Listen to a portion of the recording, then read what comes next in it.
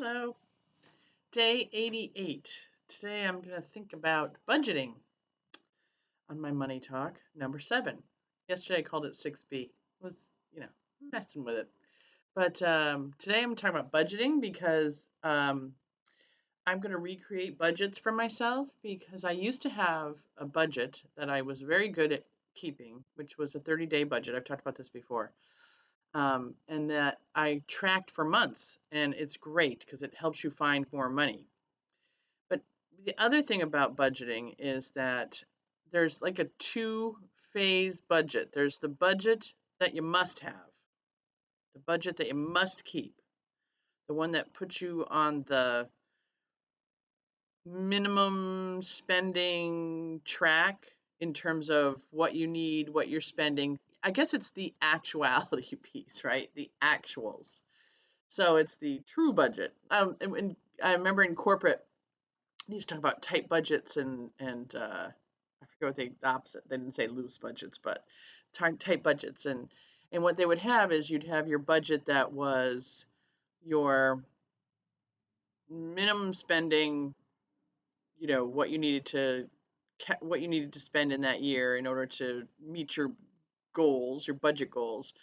The other one was your stretch or your expanded budget where you had more capital to spend on certain things. And depending on how you're doing on a quarterly basis and what money was coming in, helped with your being able to modify your budget.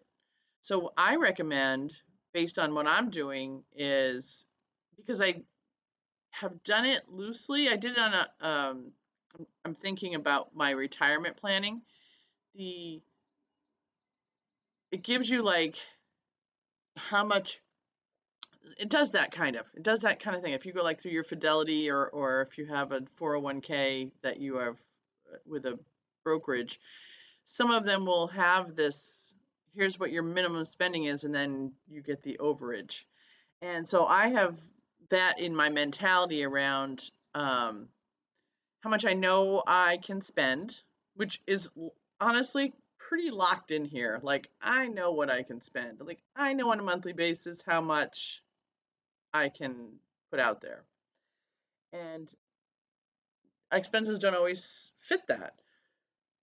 So that's where I find money, by playing with the budget.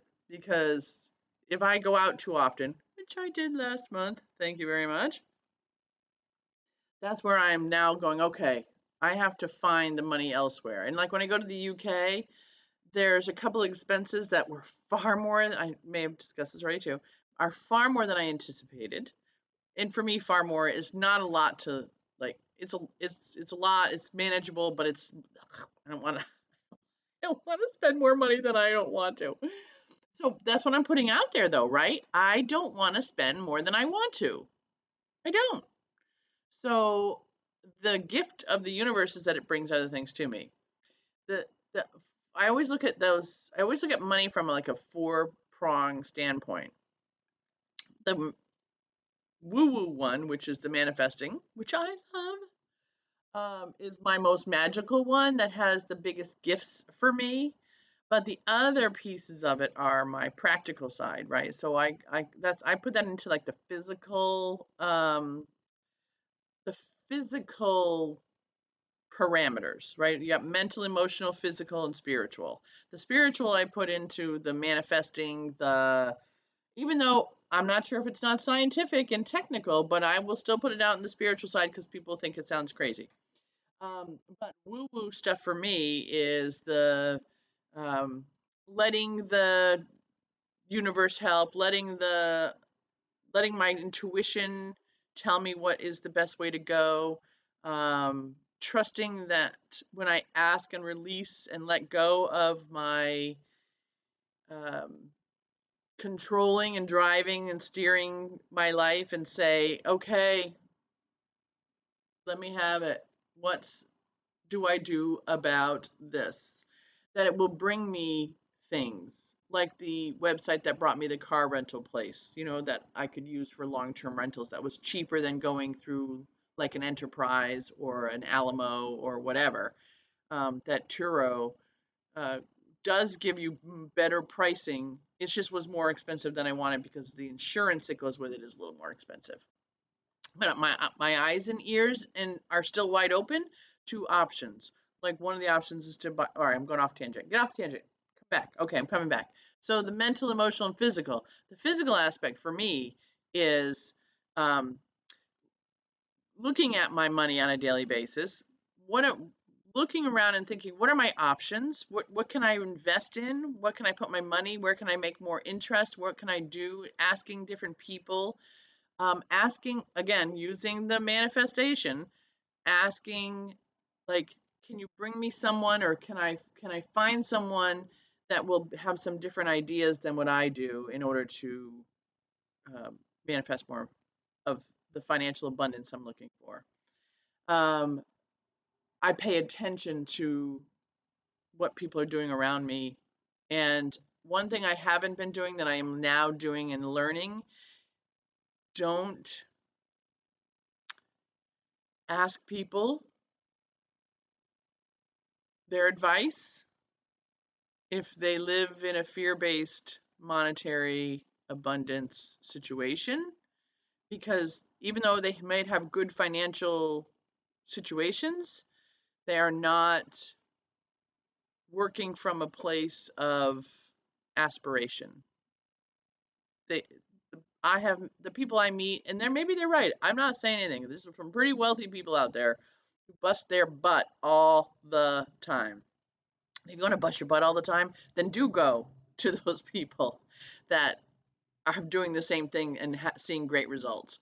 My biggest thing is like sometimes I kick myself because of scarcity, where I'm like, shit. If I went back to work, I could make a lot of freaking money in the next few years. I could really make a ton of money. But is it worth my mental and emotional aspects to do so? And is it what I'm supposed to do? What am I on track to do? And I do believe that the universe is lining me up for have what it knows I want, what I've over the years dreamed about, even if I can't even remember now what those dreams are. I mean, isn't that interesting? But it knows what would make my soul happy, and I love that. So, as far as budgets go, make two. One that is what I got to do to make it, what I got to do to get by.